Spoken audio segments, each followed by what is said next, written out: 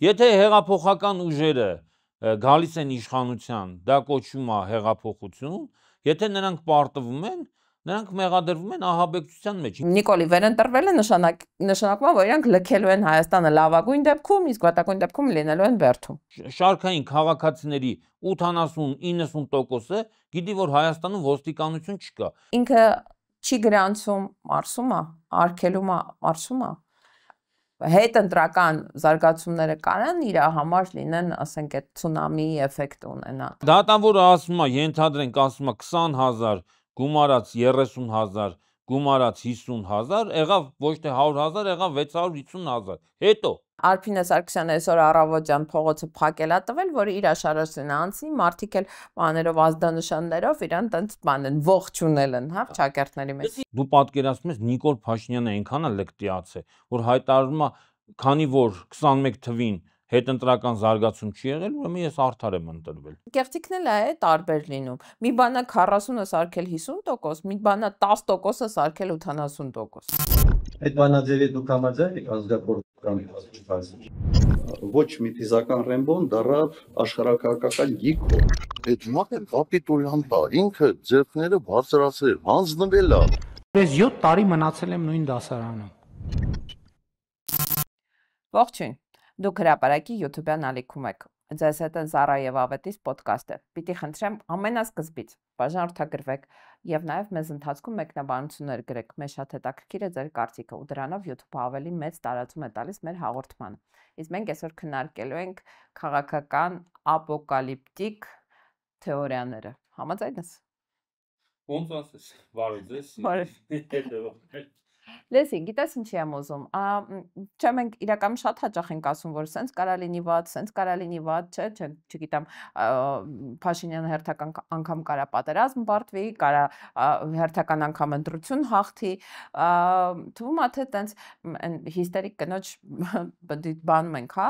դերում ենք, որը ամենակ վատ բաներ է կանխատեսում, բայց իրականում այդ կանխատեսումները հիմք ունեն։ Օրինակ, արդեն իսկ ինչ-որ խոսակցություններ կան, որ բոլոր կուսակցությունները չի, որ արժի գրանցել, բոլոր ուժերը չի, որ արժի մասնակցեն ընտրություններին, ու այդ խոսակցությունը արվում է իշխանության ղեկավարի բերանով։ Ինչ ես կարծում, սա կարա իրականում իր հետո դառնա ստրատեգիա։ Քանի որ Հայաստանը ինքը այտենց մենակ չի, այսինքն մենակ չի, վակուումում չի ապրում, էլի։ Մի հատ այտենց Հայաստանի նման լիքը այտենց երկրներ կան, շատ երկրներ կան, որոնք նույն ձևի կառավարվում են, նույն ձևի տարբեր կենտրոնների կողմից հրահանգավորվում են։ Դրա համար կա մի հատ շատ բան օրինակ, տեսանելի օրինակ, այո։ Եվ դա Մոլդովայի ոչ վաղ անցյալում է։ Այո, եւ դա Մոլդովայի օրինակն է։ Մոլդովայում ընտրություններից առաջ մի քանի կուսակցությունների մերժեցին գրանցել, մի մասի գրանցումը հենց ընտրությունների նախորդող օրը, ասենք ենթադրենք հիմի Հայաստանում ընտրությունները հունիսի 7-ին են, չէ՞ նշանակված, բոլորից հայտնի է։ Ասենք հունիսի 6-ին այդ լռության օրը, ասենք կարան մի քանի կուսակցությունների գրանցումը չէ։ Ցանկից ջնջեն ուղակի։ Ցանկից չեն կարա ջնջեն, չեն կարա ջնջեն, որովհետեւ մնալու է քվեաթերթիկով, բայց իրանց տված ձայները չեն հաշվարկվելու։ Հա։ Խայտարակություն։ Ասենք քվեաթերթիկները տպագրվում են ընտրություններից 10 օր առաջ։ Ինքնաբացարկը, այսինքն կուսակցությունները իրավունք ունեն, չէ՞, ինքնաբացարկ հայտնելու, որ ասենք չենք ուզում մասնակցել, ինչ-որ պատճառներով հրաժարվում ենք ընտրություններին մասնակցել։ Դա 10 օր առաջ է օրենքով։ Այսինքն մինչև ենթադրենք մայիսի 28-ը կարան ինքնաբացարկ հայտնեն։ Բայց ասենք ինքը իշխանությունը իրավունք ունի, այսպես կոչված կենտրոնական ընտրական հանձնաժողովը իրավունք ունի բան անել։ Որն է հիմքը։ Հիմա հիմքը որն է։ Օրինակ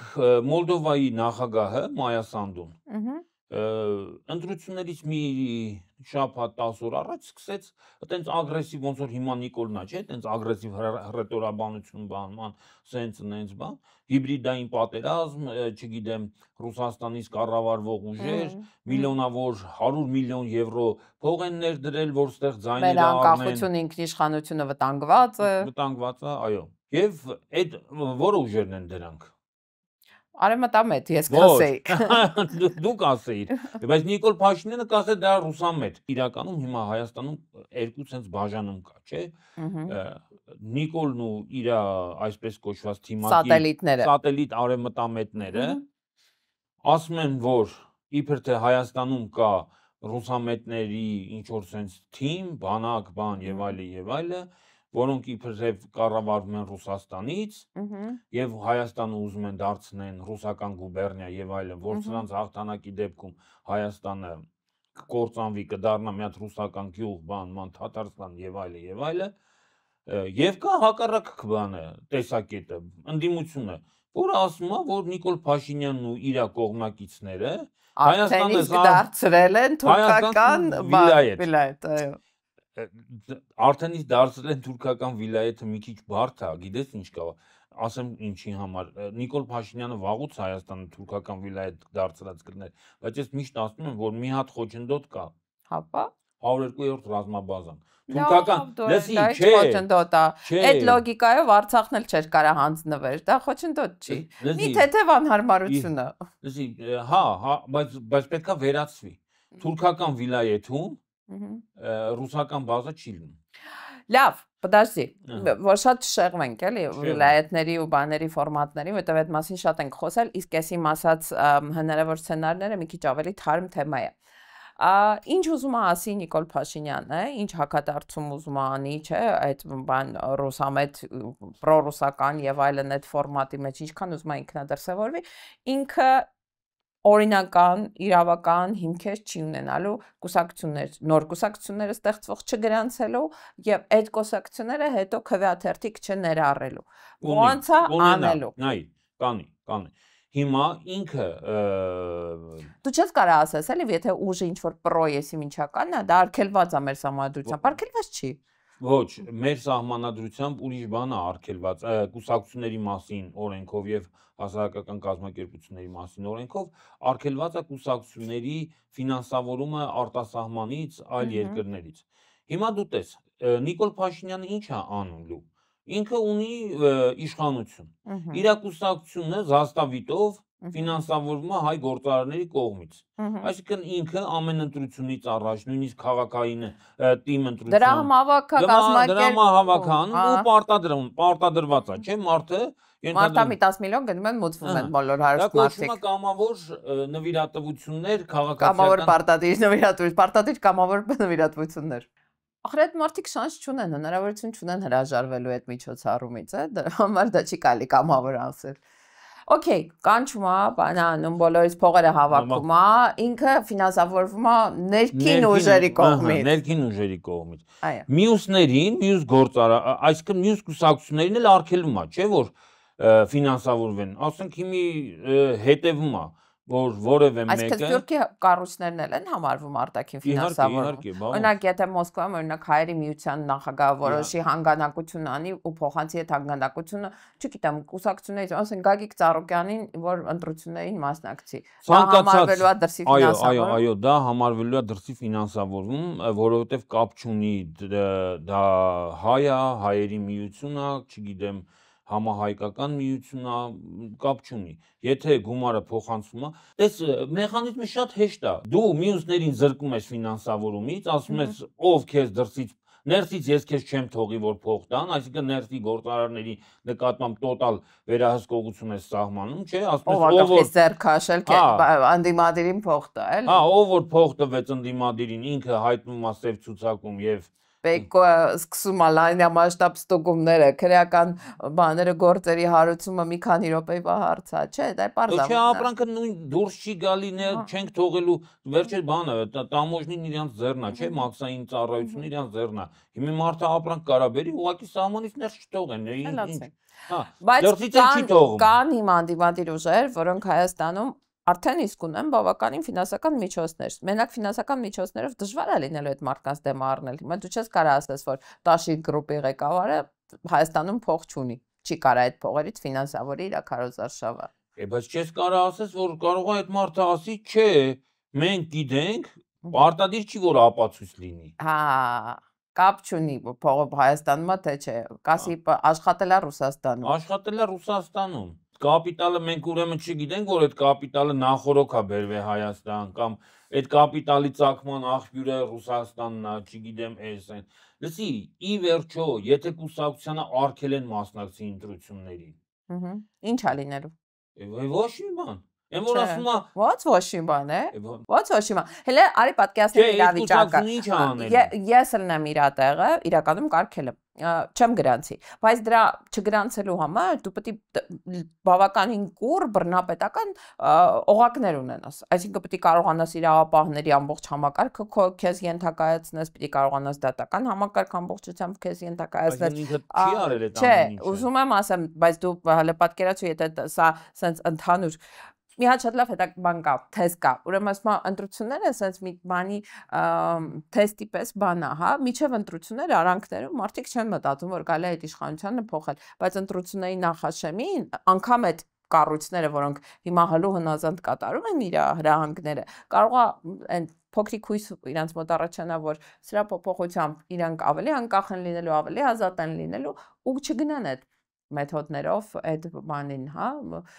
արջի ծառայությունը չմատուցեն մեր երկրին, էլի։ Կարա տենց լինի։ Ասենք կարա ընդվզի, չգիտեմ, ինչ էր անունը, Վահագն Հովակիմյանը, հա, Չէ, Վահագն Հովակիմյանը բացառում ընդվզի, բացառում է։ Ահա։ Ոնց Վահագն Հովակիմյանը կենտրոնական ընտրական հանձնաժողովի նախագահն է, ինքն է փաստացի գրանցելու։ Այսինքն գրանցման այդ գործընթացը, չէ, ստուգում են ինչ-որ ստորագրությունների քանակը, ինչ է։ Լսի, նույնիսկ եթե ստուգել են, գրանցել են, չէ, ես ուրիշ բան, մենք ուրիշ բանի մասին ենք խոսում։ Ենթադրենք, եկել է հասել է ընտրությունների նախորդող օրն է, ամսի 6-ն է։ Կենտրոնական ընտրական հանձնաժողովը հայտարարում է, որ 4 կուսակցության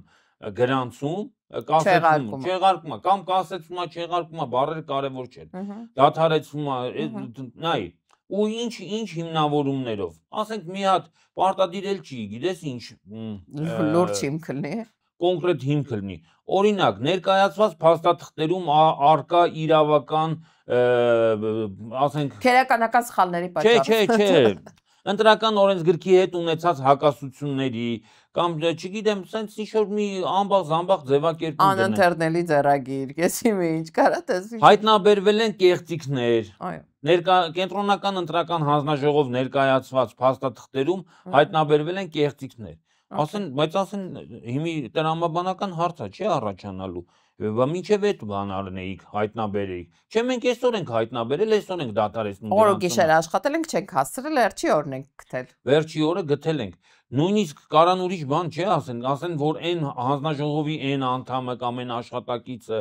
որը ընդունել է փաստաթղթերը, դա բան է եղել, չգիտեմ, կոռուպցիայի սխեմայի անդամ է եղել։ Այո, կաշառք է վերցրել։ Ինքը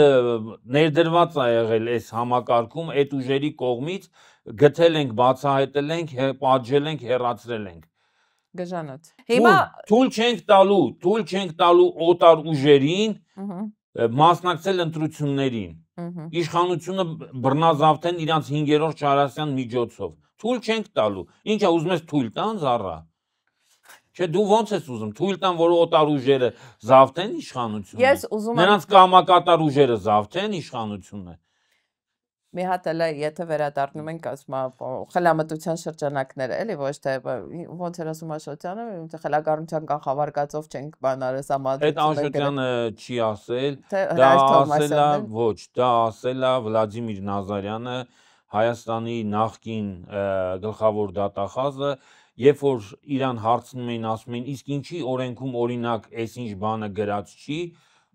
ինքը ասում էր, որ օրենքները չեն գրվում խելագարության կանխավարկածով, այսինքն պարտադիր չի օրենքում գրել, որ մարդուն արգելվում է գլուխը խփել պատին, կամ չգիտեմ, մարդուն արգելվում է փողոցում քայլող մեքենայի վրա թռնել, այտենց հոդվածներ չեն կարող լինեն, էլի, ասենք, չգիտեմ, նենց բաներ, որոնք մենակ գժերի մտքով կարան, հիմարների մտքով կարան անցնեն, էլի, տենց բաներ։ Հիմա փաստացի կարա այդ մտահղացումները առաջանա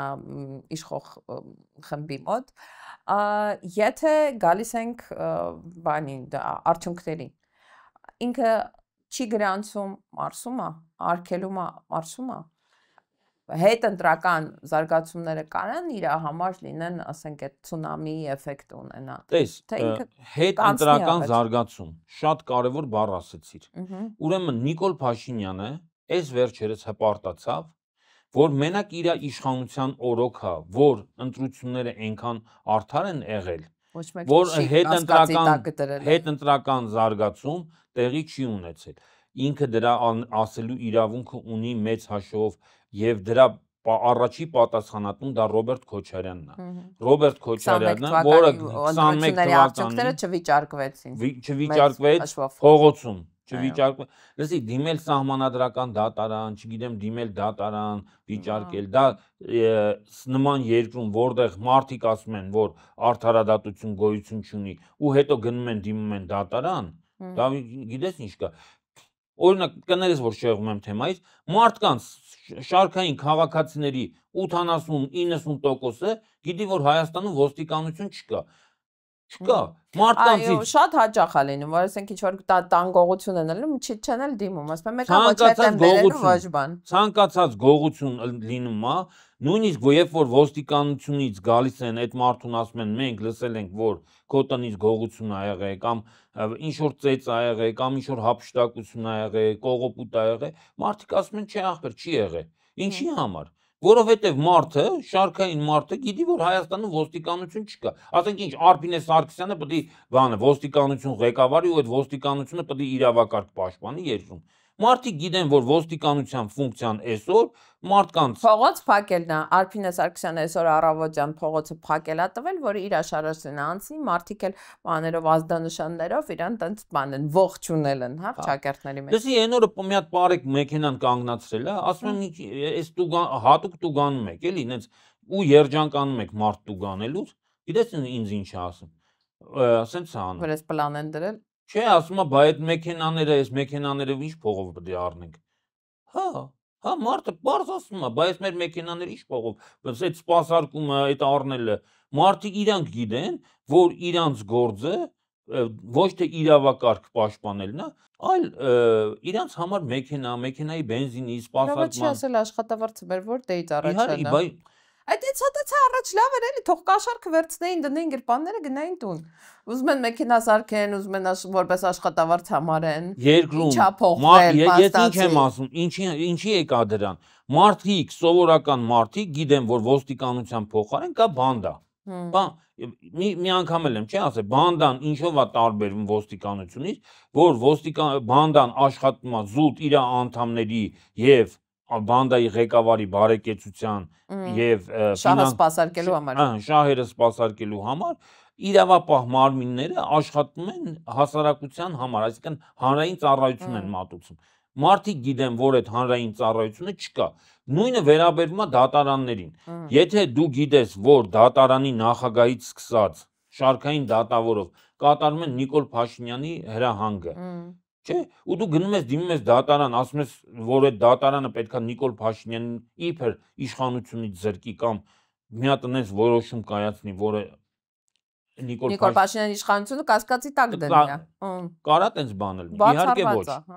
Ի վերջո դու ես հայտարարել է, դու այդ ուժերը հայտարարել են, որ ասել են երկրում իրանց ներկայացուցիչները Հայաստանում արդարադատություն չկա։ Եթե արդարադատություն չկա, արդարադատության մարմիններին դիմելը արդարադատության ակնկալիքով, դա մանիպուլյացիա է։ Դա բան է, ինչ ասեմ, խաբեություն է, տատրոն է։ Հիմա որ արել են անելու համար, էլի, որ գալչկեն դնեն, որ մենք էդ էլ արեցինք։ Հիմի հետ վերադառնանք Մոլդովայի փորձին։ Մոլդովայում հետընտրական զարգացում չեղավ։ Դուրջ ես ասում։ Չեղավ։ Թեթև այտենց թեթև թույլ ցույցեր բան եւ այլի եղան, բայց հետընտրական զարգացում։ Բա այդ կուսակցությունները, որոնց ջնջել էին ցանկից, այդ մանանդիմադիր ուժերը, բողոքեցին, հայտարարություններ։ Facebook-ում ստատուս գրեցին։ Այո, հայտարարություններ արեցին, որ տեղի են ունեցել բազմաթիվ ընտրախախտումներ, որոնք էական ազդեցություն են ունեցել ընտրությունների վրա եւ ընտրությունները չեն արտահայտում ընտրության արդյունքները, պաշտոնական արդյունքները չեն արտահայտում ընտրողների կամքը։ Հետո դրանից բան փոխվեց։ Իհարկե ոչ։ Զարա, մենք այս հաղորդման ժամանակ քանի անգամ ենք ասել, որ Հայաստանում թղթով իշխանափոխություն չի լինելու։ Լավ, թղթովի հարց։ Հիմա մարդիկ ասում են, սրանք ասում են մի գնացեք ընտրության։ Ես չեմ ասում մի գնացեք ընտրության։ Չէ, ուղղակի ընտրության արդյունքներին պետքա տեր լինել։ Սեփական ընտրողի ձայնին պետքա տեր լինել։ Ինձ թվում է քո ասածը այդ է, որ եթե այդ ընդդիմության ղեկավարները պատրաստ չեն հետ ընտրական պայքարին, ոչ թե քարոզարշավի շրջանակներում պայքարին, հա, որ միջև ընտրություններ 40 օր սիրուն ռոլիկներ հրապարակեն ու դրանով համարեն, որ իրանց պարտքը կատարել են։ Իրանք եթե պատրաստ չեն հետ ընտրական փողոցին, եթե պատրաստ չեն հետ ընտրական զարգացումներին, ուրեմն իրանք ընտրություններով հաղթելու շանս չունեն, որովհետև Նիկոլը պատրաստ է եւ ընտրությունների ընթացքում եւ ընտրություններից հետո բոլոր հնարավոր մեթոդներով այդ ընտրությունները իր օգտին անել։ Ճիշտ է թե չէ։ Իհարկե, նախ ես երբեք կոչ չեմ արել չգնալ ընտրությունների առաջինը այն պատճառով, որ եթե մարդը չի գնում ընտրությունների, ինքը ուղղակի հնարավորություն է տալի իշխանությանը այսպես կոչված ճակերտավոր տնօրինել իր ձայնը։ Չէ, իբր տպավորություն ստեղծել, որ ինքը ազատ եւ արդար ընտրությունների միջոցով է գնում, եւ երկրորդը ընտրություններում գնալ եւ իշխանությանը դեմ քվեարկել, պետքա թեկուզ մի պատճառով, որ դրանով դու ցույց ես տալի, որ դու այդ իշխանությանը մերժում ես։ Համաձայն չես։ Համաձայն չես այդ իշխանության հետ։ Թող իշխանությունը գնա կեղծիքի, թող թաթախվի կեղծիքի մեջ։ Կեղծիքն էլ է տարբեր լինում։ Մի բանա 40-ը սարքել 50%, մի բանա 10%-ը սարքել 80%։ Այդ եմ ասում։ Տարբեր բաներ են, էլի, կեղծիքներ են։ Ես այդ եմ ասում։ Հեշտ ու դժվար բաներ, կեղծիքներ կան, էլի։ Իհարկե։ Ինչ մնում է ընդդիմությանը։ Ընդդիմությունը ինքը պետքա պատասխանի այն հարցին, թե օրինակ, եթե իշխանությունը որոշի կեղծել ընտրությունները, իրանք ինչ են անելու։ Ընդդիմադիր բոլոր ուժերը նախընտրական գոնե, եթե ոչ հիմա, գոնե նախընտրական քարոզչության ժամանակ ես ընտրության մասնակից չեմ, չէ՞։ Ես ու դու քաղաքական ուժ չենք, այո, մենք չենք առաջադրվում, տեխնացու չենք, չգիտեմ, որևէ կուսակցության անդամ չենք, բան չենք, բայց այն ուժերը, որոնք մասնակցում են ընտրություններին եւ ասում են, որ մեզ ձայն տվեք, որ մենք գնանք Նիկոլ Փաշինյանին հեռացնենք իշխանությունից, իրանք ընտրություններից առաջ պետքա հստակ պատասխանեն այն հարցին,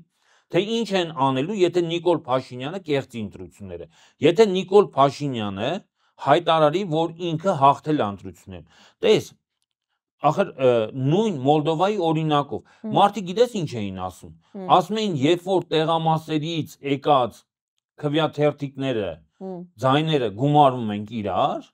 լրիվ ուրիշ արդյունք է ստացվում, քան իրանք դրսի ընտրություններով։ Չէ, նույնիսկ այդ բոլորը, ասենք 10 ընտրատեղամաս։ Իսկ ֆիզիկական թիվը արկա քվեաթերթիկների թիվը այլ է, իրանց հաշվարկած թիվը այլ է։ Այլ է, հայտարարած թիվը այլ է։ Հա, ասենք ենթադրենք գումարում ես, ստացվում է, որ Նիկոլ Փաշինյանը բոլոր տեղամասերից եկած Նիկոլ Փաշինյանի քվեները գումարում ես իրար, ստացվում է, որ ստացել է ենթադրենք 100,000 քվե։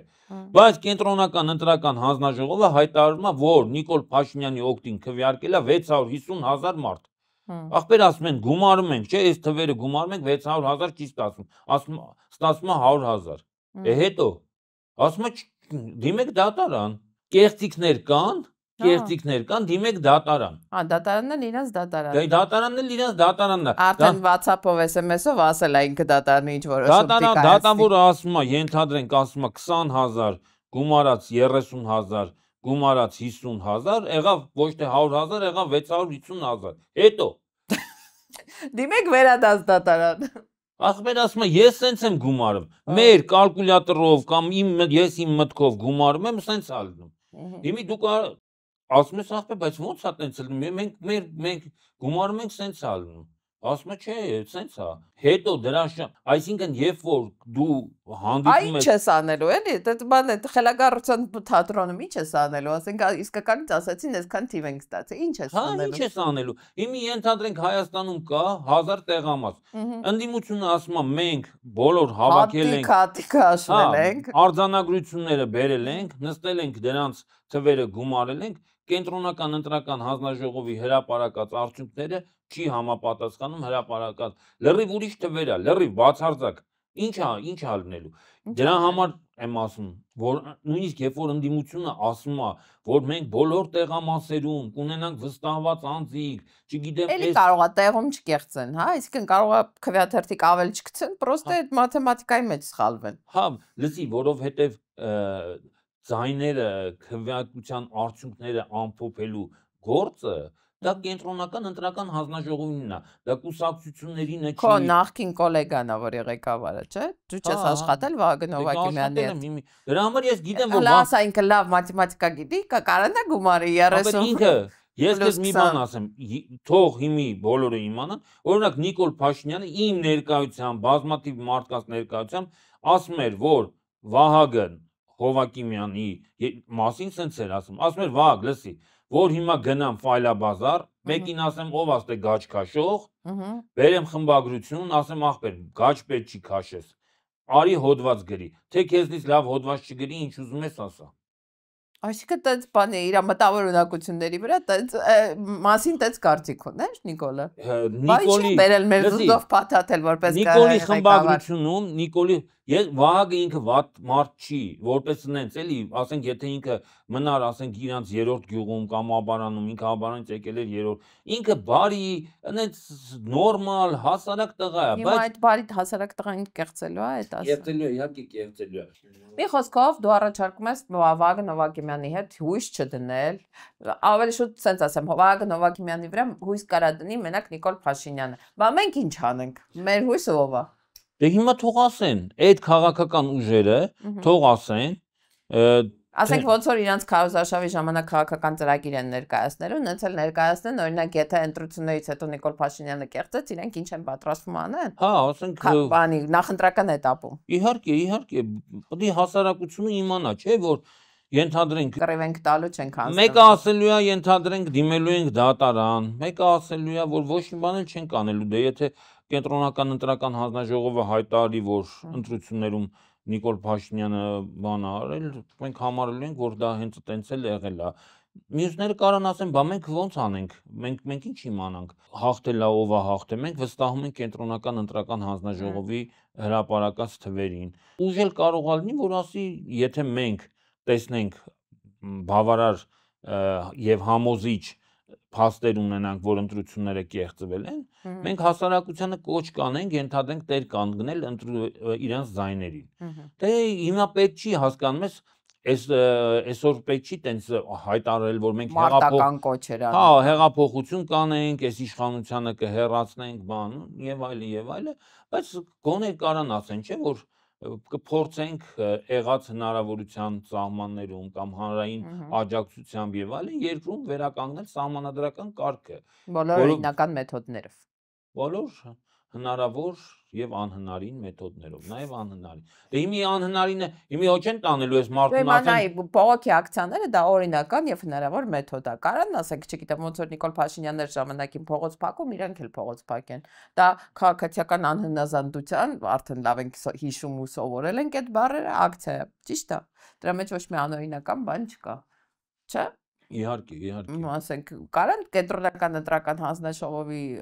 շենքի դիմաց նստացույց կազմակերպեն դա օրինական ակցիա է թե չէ ցանկացած բան որը ուղղված է ապօրինության վերացմանը դա օրինական է եթե երկրում տեղի է ունեցել սահմանադրական հեղաշրջում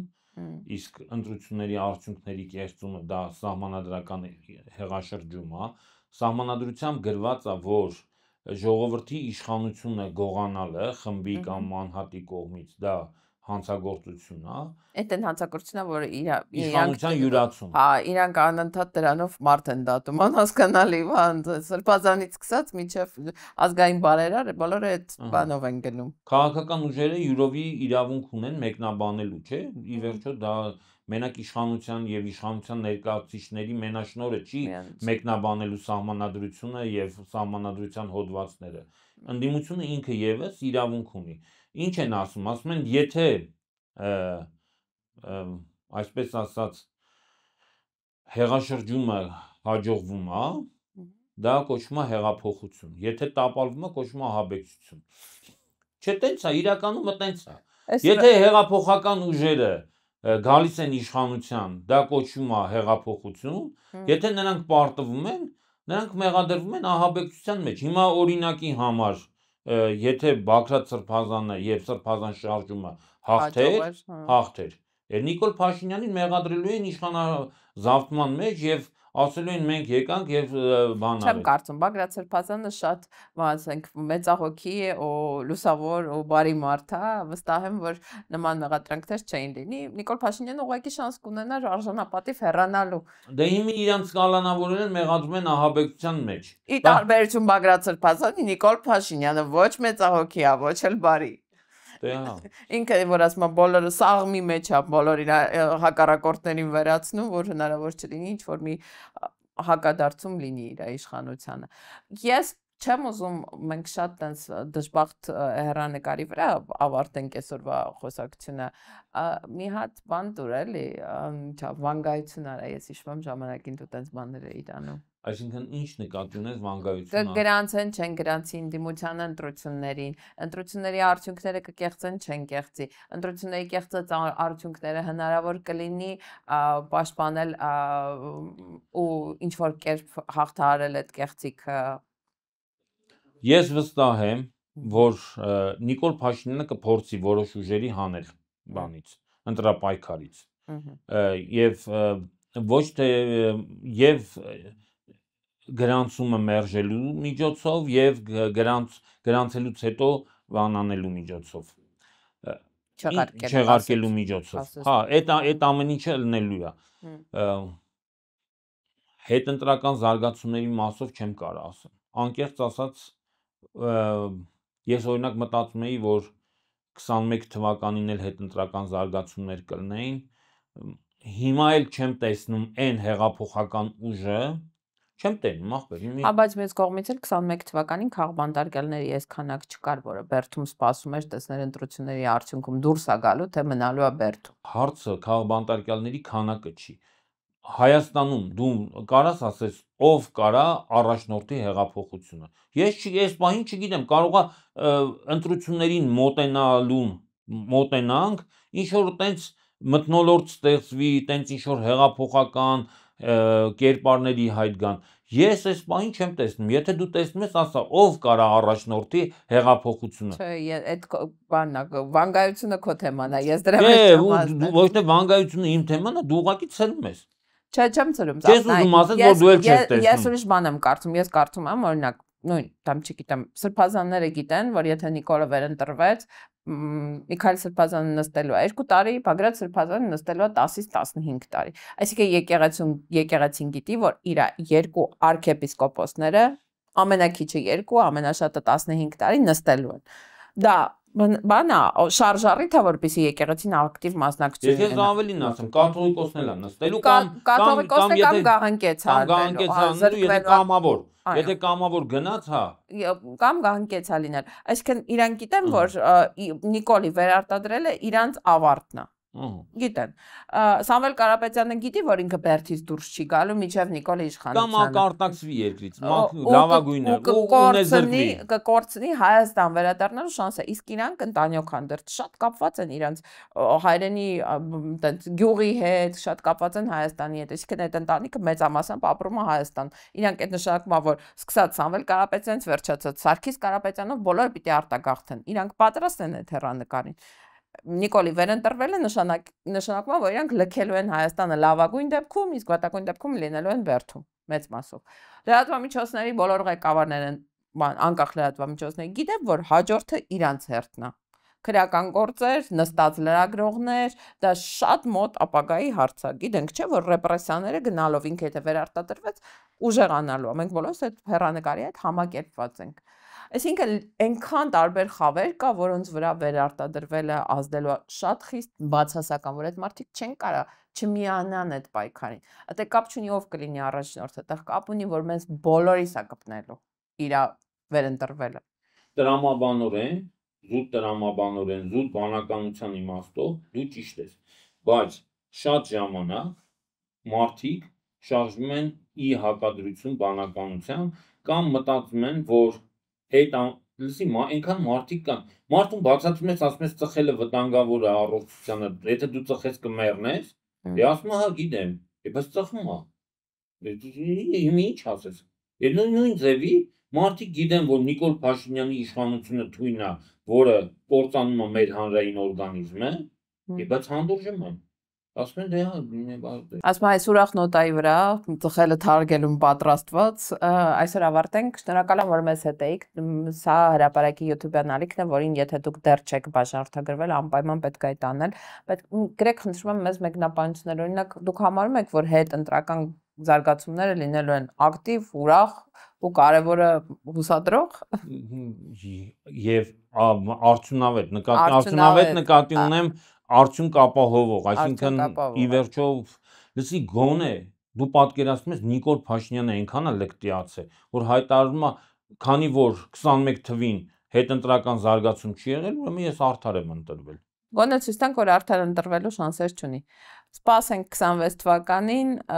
եւ մենք շատ անհապեր սպասելու ենք ձեր մեկնաբանությունները։ Անցյալ հաղորդման 10 մեկնաբանություններ ես ու Ավոն տխրել էինք, ասա։ Այդ դիտումները նորմալ էին, մեկնաբանությունները քիչ էին, ինձ մեկնաբանությունները Ինձ թվում է մարդկանց մի մասը ուղղակի վախենում է մեկնաբանություն գրելուց, մտածելով, որ ինչ որ հնարավոր է հետևել, ով է գրել կամ չգիտեմ, էլի։ Այդ դեպքերում լավ բաներ գրեք, օրինակ գրեք, որ Ավոյի վերնաշապիկը այսօր շատ մոդայիկ գույն է։ Կամ գրեք, որ մենք Նիկոլ Փաշինյանին աջակցում ենք։ Էլի կարա լինի։ Մենք կհասկանանք, որ դա հումոր է։ Կարա լինի։ Որտեղ մարդուն կարելի է այնպես լավ գովել, ամոթու գետինը մտնի։ Հաստատ կարելի է, դու այդ տաղանդներն ունես Միչայլոտ։ Այսօր այսքանը, հաջողություն։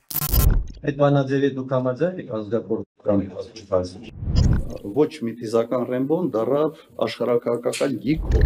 Այդ մարդը կապիտուլյան տա, ինքը ձեռքները բարձրացրել, հանձնվել է։ Ես 7 տարի մնացել եմ նույն դասարանում։